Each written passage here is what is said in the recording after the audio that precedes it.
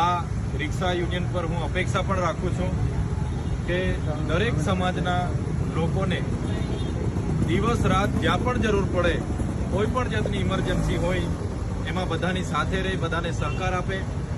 ક્યાંક કોઈ નિરાધાર હોય, તપતા હોય, કોઈ પણ ગરીબ હોય, એને તકલીફ પડે ત્યાં પણ બધા ઊભા રહે અને તમામ સુરતમાં જ્યાં પણ કોઈ નાની મોટી ઘટનાઓ ઘટે એના ન્યાય માટે પણ બધા ઊભા રહે એવી એમની પર અપેક્ષા રાખું છું. એ યુનિયનને જ્યાં પણ અમારી જરૂર પડશે, આદિવાસી સમાજના તમામ અમે આગેવાનો એમની સાથે છે અને સાથે રહીને આવનારા દિવસોમાં સેવાકીય પ્રવૃત્તિઓ કરીશું. એમના પરિવાર સાથે, આદિવાસી સમાજ સાથે, સુરતની જનતા સાથે અને ગુજરાત તેમજ દેશની જનતાની સેવા, સારામાં સારી સેવા રિક્ષા યુનિયન પૂરી પાડે એ જ અપેક્ષા સાથે આજે અમે એ રિક્ષા યુનિયનના તમામ સાથીઓની મુલાકાત.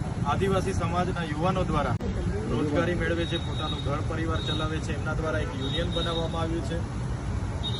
એ આદિવાસી યુનિયન, રિક્ષા યુનિયનના તમામ સાથીઓને હું અભિનંદન આપું છું અને અમે પૂરેપૂરું અમારું સમર્થન